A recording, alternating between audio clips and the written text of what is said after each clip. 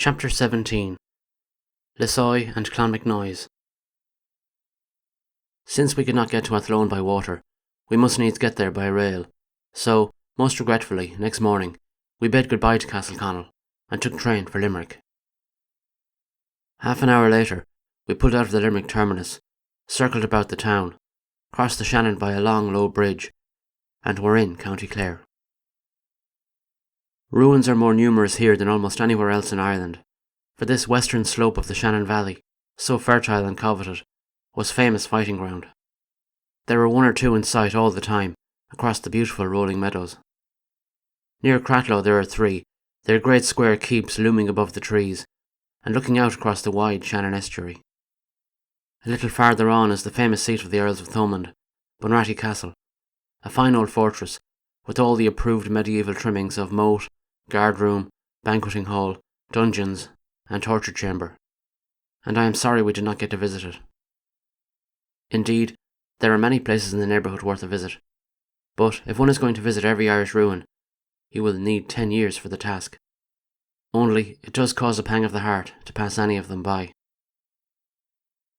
We must have passed at least 50 by that day, but I found that the train stopped for a while at Ennis, the chief town of Clare, and I hurried out to see what I could of it.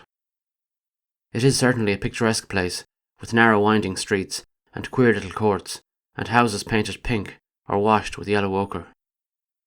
I glanced in at the new Catholic cathedral, whose most impressive feature is a rather good picture of the Ascension over the high altar, and then spent a few minutes among the ruins of the Franciscan friary, a queer jumble of buildings which I did not have time to untangle. As usual, the two biggest buildings in the town are the jail and the lunatic asylum, and I passed them both on my way back to the station. Some of the lunatics were languidly hoeing a big potato patch that day, with 5 or 6 guards looking on. I have never looked up the statistics of lunacy in Ireland, but if all the asylums are full, the rate must be very high. About half a mile beyond Ennis, the train passes a most imposing ruin, very close to the railway. It is the ruin of Clare Abbey, and is dominated by a great square tower, which must be visible for many miles around. There is still another ruin, that of Cologne Abbey, only a few miles away, and for a connoisseur in ruins, Ennis would be an excellent place to spend a few days. From Ennis we turned almost due northward toward Athenry, and the landscape became the rockiest I have ever seen. Every little field was surrounded by a high stone wall, and as these walls did not begin to exhaust the supply, there were great heaps of rocks in every available corner, every one of them dug from the shallow soil with almost incredible labour. The fact that anyone would try to reclaim such land speaks volumes for the hard necessities of the people who settled here.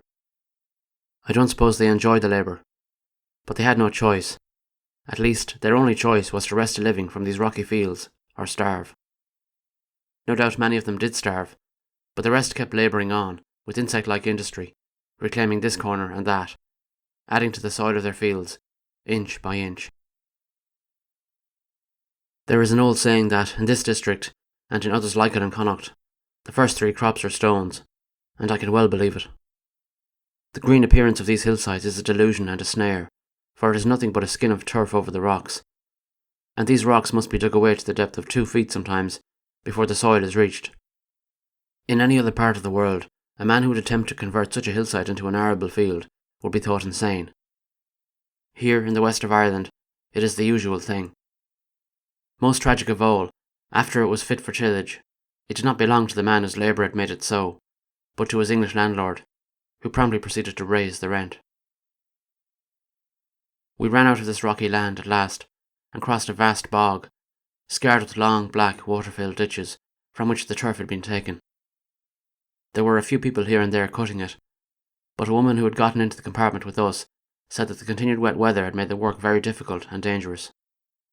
All the people hereabouts, she added, lived by the turf cutting, at which they could earn perhaps 10 pence a day. But, in bad seasons, they were soon close to starvation. I remarked that, with such wages, they must be close to it all the time, and she smiled sadly and said that that was true. Only, of course, in the bogs the children can work, as well as the men and women, and that helps. Indeed, we saw them many times, little boys and girls, who should have been at school or running free, gaining health and strength for the hard years to come. tugging at the heavy, water-soaked blocks of peat and laying them out in the sun to dry. It takes a month of sun to dry the peat. In wet weather it won't dry at all, and so it isn't saleable. Truly, the lives of the poor Irish hang on slender threads. There are ruins of castles and monasteries and raths and cashels all through this region, and a lot of them cluster about the dirty little town of Athenry, which can boast a castle, 2 monasteries, city walls and an old gate. Such richness was not to be passed by, and we left the train, checked our luggage at the parcel office, fought off a Jarvey who was determined to drive us to the ruins, which we could see quite plainly just across the track, crossed the road by the overhead bridge, and came out in the streets of the village. Athenry is typically Irish, with streets running every way, houses built any way, and their inhabitants leaning over their half doors, or braced against the walls at the street corners, or going slowly about such business as they have. Life has stood still here for at least a century. And yet Athenry was once a royal town. The Fort of the Kings its name signifies. And a royal court was held here in the great castle. And a beautiful monastery was built nearby at the express wish of St. Dominic himself. And it became a famous place of learning to which scholars flocked from all over Europe. Alas and alack. Vanished those high conceits, desolate and forlorn. We hunger against hope for that lost heritage. For the red tide of war swept over Athenry more than once, and left it but smoking ruins. 11,000 Connaught men lay piled about the walls one summer day in 1316, all that was left of the army that tried to make Edward Bruce King of Ireland. 2 centuries later, when the Earls of Clonmacnoise swept Connaught with fire and sword, Athenry fell before them, and was left in ashes. And when it struggled to its feet again, it was only to fall before the destroying hand of Red Hugh O'Donnell, who left scarcely one stone upon another. And from that blow, it never rallied.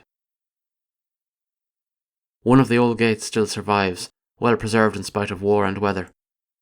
And near it is a quaint old market cross, with the Virgin and Child on one side, and Christ on the other.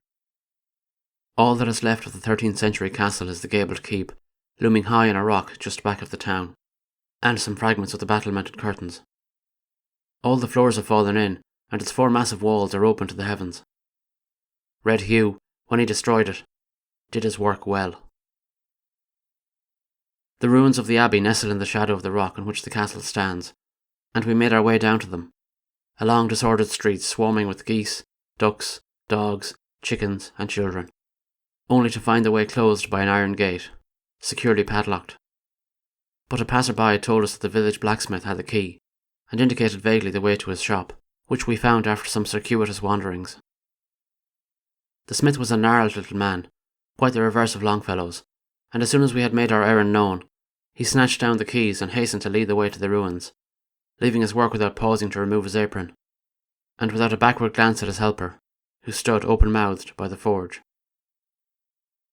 There were 3 gates to unlock before we reached the ruins, and then the blacksmith hurried back to his work, leaving his daughter to keep an eye on us. The church is all that is left of the monastery, for the domestic buildings and even the cloisters have been swept entirely away by the rude hand of time, and the far ruder ones of the villagers who needed stone for their houses. The church itself has suffered more than most, for not only is the roof gone, but the tower and 1 transept, and most of the window tracery. And the whole interior has been swept away by a savage storm, the tombs hacked and hewed, and the carved decorations knocked to fragments. Doubtless, if we had questioned the girl who stood staring at us, she would have said that Crummell did it. And in this case, history would bear her out, for the Puritan soldiery did do a lot of damage here. They and the sans-culottes suffered from the same mania, a sort of vertigo of destructiveness before memorials of kings or Catholics. But they couldn't destroy everything, and what is left in this old church is well worth seeing, for there are some graceful pointed windows, and 6 narrow lancets in a lovely row along the north wall of the choir, and a fine arcade in the north transept, and many details of decoration, beautiful in spite of mutilation. The place is crowded with tombs, for this was the burial place of the Dailies, and the Lynches, and the de Burgos, and is still in use as such. The tomb of the noble family of de Burgh is in one corner, and there are many mural tablets, with inscriptions in French and Latin and Gaelic, as well as English. In fact, One of them announces in French and Latin and English, presumably so that everyone except the Irish might read that, "Here is the ancient sepulchre of the sept of the walls of Droghty, late demolished by the Cromwellians." We went back through the town at last, and while I was manoeuvring for the picture opposite, Betty got into talk with the girl who was leaning over a half door, and found, marvellous to relate, that she had once lived in Brookline, Massachusetts. We asked her why she had come back to Ireland, and, after a moment's thought, she said it was because America wasn't fair. We thought of aristocratic Brookline, the abode of millionaires, and then we looked about us, at the ragged donkey standing across the way, at the pig wandering down the middle of the dirty street, at the low little houses and the shabby people. And perhaps we smiled, but be sure it was in sympathy, not in derision. We crossed over to the railway hotel finally, and had lunch, and when we came out, the woman who managed the place waylaid us at the front door for a chat. She told us of a woman from the village who was on the Titanic but was saved, and discussed various scandals in high life, which she had gleaned from the halfpenny press.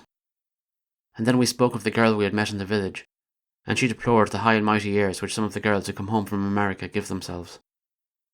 "But I once heard one of them put well in her place," she added, "when she came back with her hat full of flowers and her petticoat full of flounces, and walked about the town as though we were all dirt beneath her feet. Well, one day an old man stopped her for a word, a friend of the family who wished her well. But she put her nose up at him, and perhaps he was not very clean, and was for going past. But he put out his hand and caught her by the arm. 'You're after being a fine lady now,' says he, 'but I mind the time, and that but a few years since, when I've seen you sitting on your bare-backed ass, with your naked legs hanging down. Yes, and I can be telling you more than that, if so be you wish to hear it.' She didn't stay long in the village after that," added the speaker, with a chuckle of relish. Our train came along presently, and we were soon running over as dreary, bleak, and miserable a land as any we had seen in Ireland. Vast boggy plains, bare rocky hillsides, with scarcely a house to be seen anywhere, only a low ruin now and then, marking the site of some ancient stronghold. And so, in the first dusk of the evening, we came to Athlone. One would have thought that, with so important a town, the station would have been placed somewhere near it. But habit was too strong for the builders of the line, and so they put the station about a mile away, at the end of a dreary stretch of road, beyond a great barrack, along the river, past the castle, and over the bridge. Athlone has been famous for its widows ever since the days of Molly Malone, a hone who melted the hearts of the swains in them parts. And we found that the best hotel in the place, which was not as good as it might have been, was managed by a widow, who might well have posed for the lovely Molly. She had not been a widow long, and I judged would not be if the swains of the town had any voice in the matter, for the bar was very popular when she was behind it. We went out after dinner to see the town, and found it one of the most ugly and depressing we had yet encountered. A sort of cross between a town and a village, but with the attractions of neither. The waterfront is its most interesting part, for a fragment of the old castle which was built to guard the second of the all-important fords of the Shannon still stands there. Kincora, you will remember, guarded the other.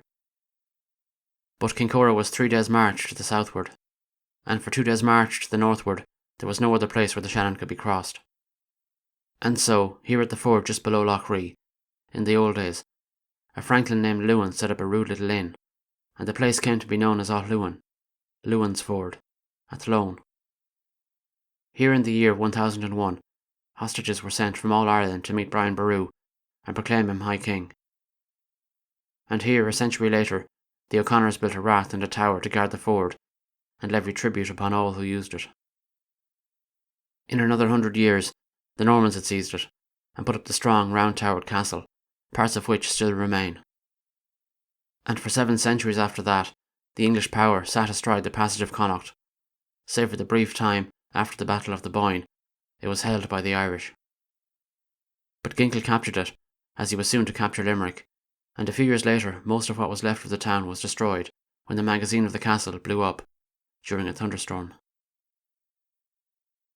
But, though there is little in Athlone to delay the visitor, there are 2 places in the neighbourhood worth seeing. 9 miles to the north is Lissoy, made immortal by Goldsmith as Sweet Auburn, loveliest village of the plain. And 10 miles to the south, on the bank of the Shannon, are the ruins of Clonmacnoise, whither, 12 centuries ago, men in search of knowledge turned their faces from all the corners of Europe. It was for Lissoy we started next morning, on a car for which I had bargained the night before. Our Jarvey was a loquacious old fellow, who talked unceasingly, but in so broken a brogue that it was only with the greatest difficulty we could follow him. He had known some people who had gone down on the Titanic, and he told us all about them. But most of his talk was a lament for the hard times, the sorrowful state of the country, the paucity of tourists, and the vagaries of the landlady, of whom he spoke in the most mournful and pessimistic way. She was not, I gathered, a native of Athlone, but a Dublin woman whose ideas were newfangled and highfalutin, and who, I inferred, did not look kindly upon the careless habits of her help. The road lay through a pleasant rolling country, with glimpses of Lough Ree to the left, and on a hill to the right a tall shaft which our Jarvey told us marked the exact centre of Ireland. When one looks at the map, one sees that it is at least somewhere near the centre, but it has been explained to other passers-by in many ways, as the remains of a round tower, as a tower which a rich man built in order to mount to the top of it every day to count his sheep, as a pole for his tent put up by Finn McCool, as a windmill in the old days, and as a dozen other things. Anything, in fact, that happened to occur to the man who was asked the question. One answer you may be sure he never made, and that was that he didn't know. There are some remains of old windmills in the neighbourhood. We saw one or two on nearby hillsides, close enough to recognise them. And if I had known at the time what a divergence of opinion there was about that lonely tower in the distance, I would have driven over to it and investigated it on my own hook. But our Jarvey's answer was so positive that it left no room for doubt. So we drove on through a village of tiny thatched houses, with the smoke of the turf giving a pleasant tang to the air. Then up a long hill, to the left at a crossroads, and at last our Jarvey drew up before a 5-barred gate. We looked at him questioningly, for there was no village in sight. "'Tis here it was, sir," he said. "Sweet Auburn, the loveliest village of the plain. 'Twas up that path yonder the village preacher's modest mansion rose, though there is little enough left of it now. And over yonder, beyond that wall with the yellow firs atop it, unprofitably gay, was where the village master taught his little school. And there is nothing at all left of that. And a little further on is the Three Jolly Pigeons, where news much older than the ale went round." I looked at him wonderingly. "Where did you pick up all that patter?" I asked. He snickered. You would not be the first gentleman I have driven out here, sir," he explained, "and many of them will be speaking parts of the poem. I suppose ale is still to be obtained at the Three Jolly Pigeons." "It is, sir, if so be your honour would be wanting some. And they have one of the big stones of the old mill for a doorstep," he added, as an extra inducement not to pass it by. We got down from our seats, went through the gate, and up the path which Goldsmith and his father trod so many times. For, whether or not Lissoy was really Auburn, there can be no doubt that the elder Goldsmith was really vicar here, and that he lived in the house, the rectory of Kilkenny West, of which only a fragment of the front wall remains, and that Oliver was a boy here. The ash trees which shadowed the path have disappeared, but there is still plenty of gabbling geese around, and a file of them went past as I took a picture of the remnant of the rectory. A shed with a hideous roof of corrugated iron has been built behind it, and nearby is a 2-storied house where the present tenant lives.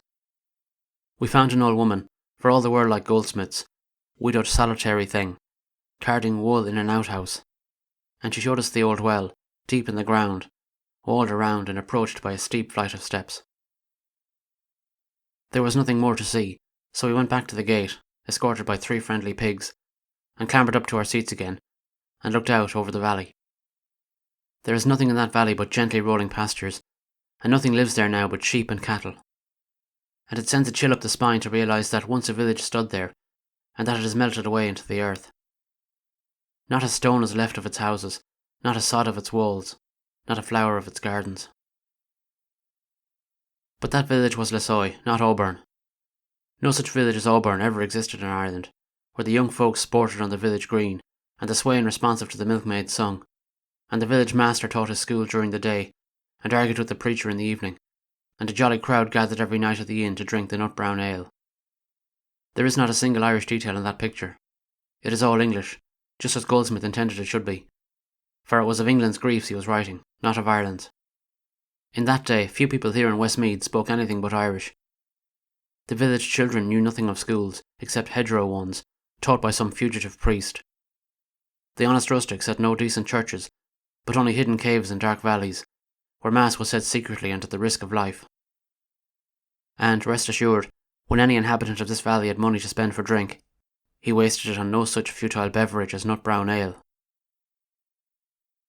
I am sure that little of it is sold today at the Three Jolly Pigeons, where we presently arrived, a low wayside tavern with thatched roof and plastered wall, kept by John Nally, who welcomed us most kindly, and grew enthusiastic when I proposed to take a picture.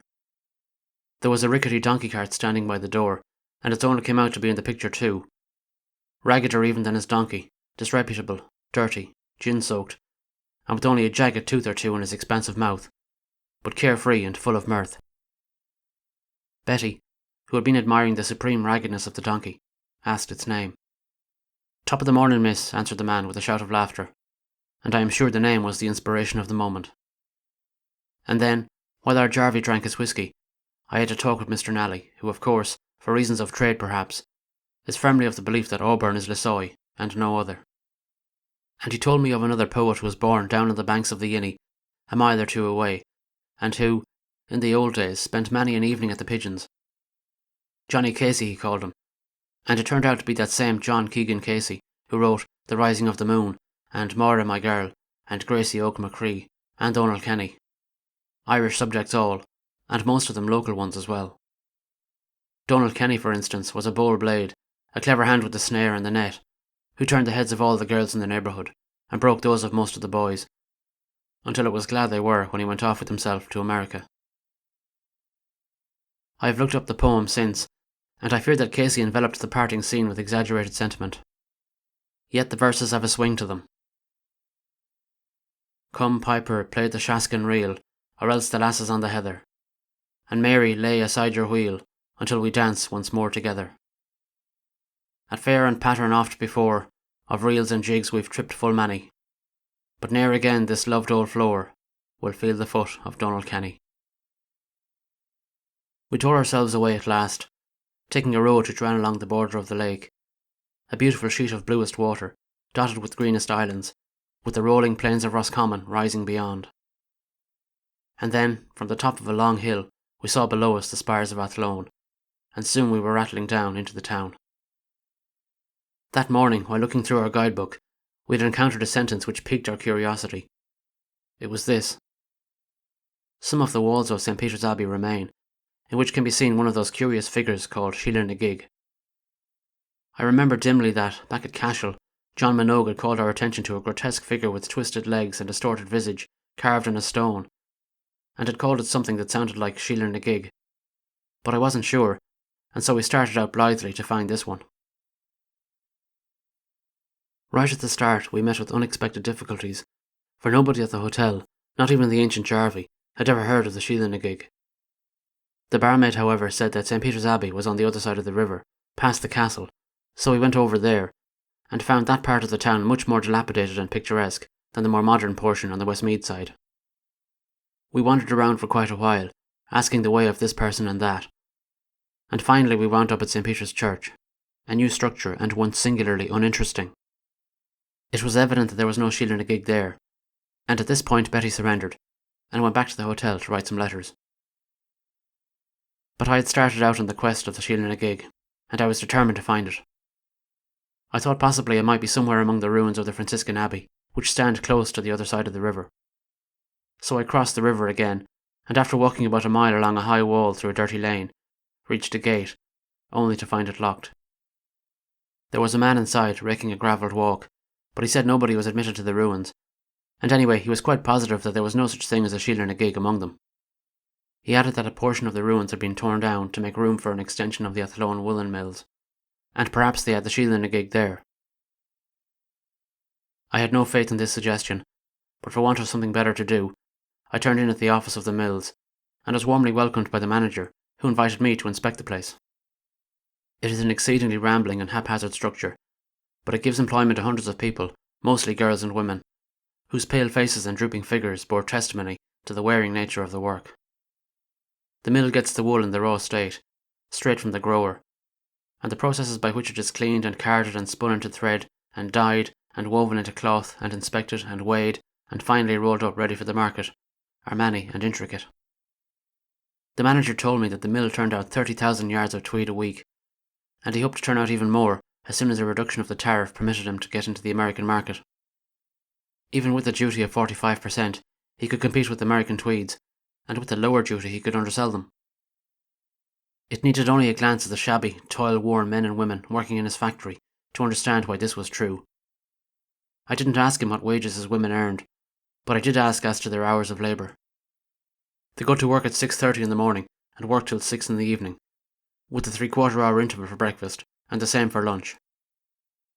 I saw groups of them afterwards, strolling about the streets in the twilight, and sad and poor and spiritless they looked.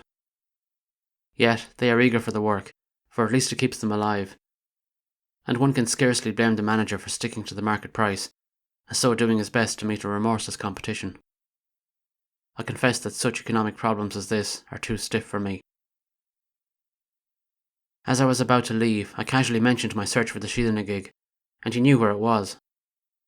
It was over on the other bank, it seemed, not far from the riverfront, and he directed me with great detail how to get to it. But, alas, in such a town of crooked streets, definite direction was impossible. However, with hope springing eternal, I crossed the bridge a third time, turned upstream close beside the river, wandered into a boatyard, extricated myself, got into a blind alley that ended in a high wall and had to retrace my steps, asked man after man, who only stared vacantly and shook their heads, and finally found a boy who knew, and who eagerly left his work to conduct me to the spot. Imagine with what a feeling of triumph I stood at last before the Sheelagig. It is carved over the wide arch of the entrance to what was once an abbey, but what I think is now a laundry. An impish, leering figure, clasping its knees under its chin, and peering down to see who passes. Under the imp are the words, St. Peter's Port, and underneath the words is a grotesque head. On either side of the arch is a sculptured plaque, that to the left bearing the words, May Satan never enter, and that to the right, Will-o'-Wisp and Jack the Printer, the two of course forming a couplet. While I was staring at these remarkable inscriptions and trying to puzzle out some meaning for them, an old woman, who had been watching me with interest from the door of her house, came out and tried to tell me the history of the gate. But she spoke so incoherently that I could make nothing of it beyond the fact that the inscriptions originated in two men's rivalry for possession of the property. So somebody else will have to untangle that legend. A little way up the street there was a shop which, among other things, had postcards displayed for sale, and I stopped in thinking I might get a picture of the gate and perhaps learn something more of its story. But when I asked for such a card, the proprietor stared at me in amazement. There is no such gate hereabouts, he said. But there is, I protested, right there at the end of the street. Do you mean to say you have never seen the Sheelagig, nor read that line about Will-o'-Wisp and Jack the Printer? He rubbed his head dazedly. I have not, he admitted. Look at that now, he went on. Here have I been going past that gate for years, and you come all the way from America and see more in 1 minute than I have seen in my whole life. Then he asked me if I'd been up on top of the castle, which was just opposite his shop, and I replied that I had not. Nor have I, he said, but I'm told there is a grand view from up there. Why not go up with me now, I suggested. I might, he agreed, and then he looked at the tall keep of the castle and shook his head. 'Tis not today I can be doing it. You see, I must stay with the shop. So I left him there, and essayed the heights of the castle by myself. Only for a little way, however, was I by myself, for some families connected with the garrison live there, and they are all prolific. So I soon found myself surrounded by a horde of ragged children, who begged for halfpennies in the queer baited voice which seems to go with begging in Ireland. I distributed a few, but that was a mistake, for when they found I not only had some halfpennies, but was actually willing to part with them, they grew almost ferocious. I said Oppenheimer in vain, and I was only saved at last by a husky woman who issued forth from one of the towers and swept down upon them, viat armis, and drove them headlong out of sight. She was red-headed and curious, and she stopped for a bit of talk. I pass over the part about America. How do you like living in the old castle, I asked her finally. Sure, it is a grand place, sir. Do you ever see any ghosts? Ghosts? Never a one, sir. Nor hear any banshees? Banshees, is it? Sure, they never come to this place, sir. 'Tis that healthy, being so high. And it must indeed be healthier than the narrow, gloomy, squalid streets below. I could look down into them from the top of the tower, to which I presently mounted, and see their swarming life. Men and women idling about, a girl drawing water from the public pump, a boy skinning some eels at the corner, small children playing in the gutters. On the other side lay the river, empty save for a few small launches, and beyond it the roofs of the newer part of the town, and beyond the town, the beautiful Westmeath Hills. Just at my feet was the bridge across the Shannon, connecting East and West Ireland. It is a modern one, but it stands in the site of the old one, built while Elizabeth was queen, and the scene of a desperate conflict when Ginkle stormed the town. Of the castle itself, only the keep is old. The drum towers, which frown down upon the river, are of a later date, though one would never suspect it to look at them. But when one gets to the top of them, one finds embrasures for artillery, and the approach is up a graded way, along which guns can be taken. The old drawbridge and portcullis, which guarded the entrance to the keep, are still in place, but there is little else of interest. The ruins of the ancient abbey of Clonmacnoise lie close beside the Shannon, some 10 miles below Athlone, and the road hither winds through a rolling country down to the broad river, which here flows lazily between flat banks. One would expect so noble a stretch of water to be crowded with commerce, but it was quite empty that morning, save for an occasional rude, flat-bottomed punt, loaded high with turf, which a man and a boy would be poling slowly upstream toward Athlone. It was a desolate scene, and Clonmacnoise looked desolate too, with its gaunt grey towers, and huddle of little buildings, and cluttered graveyard. It seemed incredible that this obscure corner of the world was once a centre of learning, toward which scholars turned their faces from the far ends of Europe, to which Charlemagne sent gifts, and within whose walls princes and nobles were reared in wisdom and piety. Yet such it was, the nearest to being a national university among all the abbeys, for it was not identified with any class or province, but chose its abbots from all Ireland, and welcomed its students from all the world. The abbey was founded by St. Kieran in 548. St. Kieran belonged to what is known as the Second Order of Irish Saints, founders of monasteries and of great cooperative communities, as distinguished from the First Order, St. Patrick and his immediate successors, who were bishops and missionaries and founders of churches, and the Third Order, who were hermits dwelling in desert places, often in small stone cells, just as St. Mullowah did in his little cell near Killaloe. St. Kieran had already started an abbey on an island in Lough Ree, but grew dissatisfied with it for some reason, and he and 8 companions got on board a boat and floated down the river, rejecting this place and that as not suited to their purpose, and finally reaching this sloping meadow where their leader bade them stop. "Let us remain here," he said, "for many souls will ascend to heaven from this spot." So the abbey was started, and though Kieran himself died in the following year, it grew rapidly in importance. Let me try to picture the place as it was then. The students lived in small huts crowded about the precincts. The classes were held in the open air. Only for purposes of worship were permanent buildings built. Here, as at Glendalough, there was not one large church, but 7 small ones, and the students seem to have attended divine service in the groups in which they studied. It was a self-supporting community, tilling its own lands, spinning its own wool, weaving its own cloth, and building its own churches. And its life, while not austere, was of the simplest. The students at times numbered as many as 3,000. The teaching was free, but from every student a certain amount of service was required in the interest of the community. The principal study, of course, was that of religion, but from the very first the heathen classics and the Irish language, arithmetic, rhetoric, astronomy, and natural science were taught side by side with theology. The life at Clonmacnoise was typical of that at all the other monastic schools with which Ireland was then so thickly dotted. And it is the more interesting because the whole continent of Europe at that time was groping through the very darkest period of the Middle Ages. Culture there was at its lowest ebb. Knowledge of Greek, for instance, had so nearly vanished that anyone who knew Greek was assumed at once to have come from Ireland, where it was taught in all the schools. Those schools sent forth swarms of missionaries, the most fearless spiritual knights the world has known, to spread the light over Europe. They established centres at Cambrai, at Rheims, at Soissons, at Lyon, at Liège. They founded the great monastery at Ratisbon. They built others at Würzburg, at Nuremberg, at Constance, at Vienna. And then came the Vikings, and put an end to Irish learning.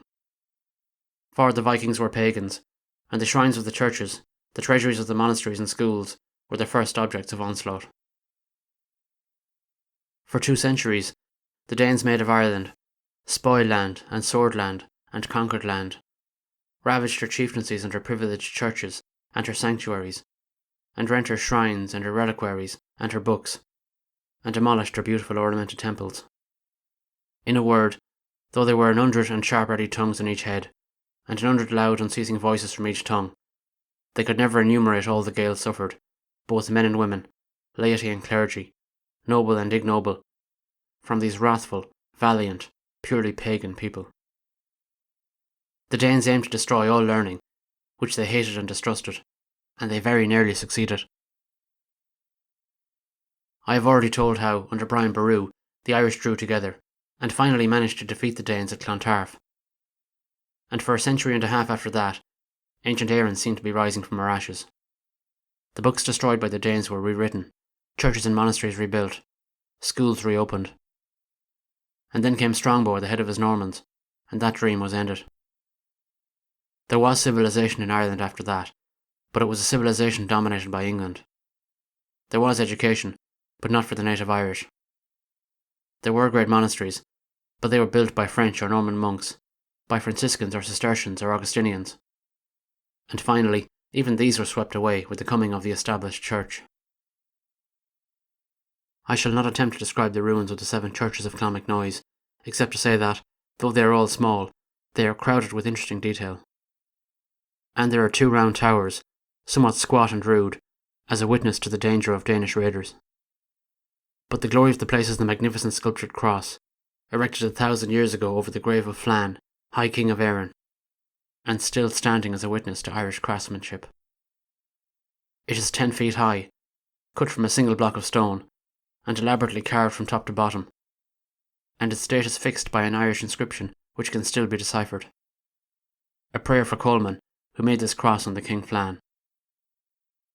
It was Flann who built the largest of the stone churches, near which the cross stands, about 909, and at that time Coleman was abbot of Clonmacnoise. Flann died 5 years later, and Coleman honoured his memory with this magnificent tribute. Its maker's name is lost, but there can be no doubt he was a great artist. On one side he has represented scenes from the founding of Clonmacnoise, and on the other scenes from the Passion of the Saviour. The crucifixion, as usual, is depicted at the intersection, while hell and heaven are shown on the arms themselves, crowded with the damned or the blessed, as the case may be. There is another cross in the graveyard, scarcely less interesting, though no one knows on whose grave it stands, and there is the shaft of a third. And all about them are crowded the lichened tombstones, marking the graves of the fortunate ones who won sepulture in St. Kieran's Cahir, and who, on the last day, would be borne straight to heaven with him. For this enclosure was once the very holiest in Ireland. It was here that Kieran was laid, and then his prophecy was remembered, that many souls would ascend to heaven from this spot. And the belief gradually grew that no one interred in the graveyard of noble Kieran would ever be adjudged to damnation. In consequence, so many people wanted to be buried there that there wasn't room for all of them. And in the end, even powerful kings and princes were forced to contend with great gifts for a place of sepulture. Here Flann was laid, and hither was borne the body of Rory O'Connor, the last who claimed the kingship of all Ireland, after his death at Cong. The great abbey at Cong served well enough as the retreat for his declining years, but it was only at Clonmacnoise, in the sacred Cahir of Kieran, that he would be buried. And, as I close the chapter on the Shannon with some verses of one of Ireland's truest poets, I cannot do better than close this one with his lovely rendering of the lament which Enoch O'Gillan wrote many centuries ago for the dead at Clonmacnoise. In a quiet watered land, a land of roses, stands St. Kieran's city fair, and the warriors of Éireann in their famous generations slumber there. There beneath the dewy hillside sleep the noblest of the clan of Conn, each below a stone with name in branching ogham and the sacred knot thereon. There they lay to rest the 7 kings of Tara, there the sons of Carbra sleep. Battle banners of the Gael that in Kieran's plain of crosses now their final hosting keep. And in Clonmacnoise they laid the men of Teffia, and right many a lord of Bray. Deep the sod above Cloncraige and Cloncunnel, kind and whole and fierce and fray. Many and many a son of Con the hundred fighter, and the red earth lies at rest. Many a blue eye of Cloncolman the turf covers, many a swan white breast.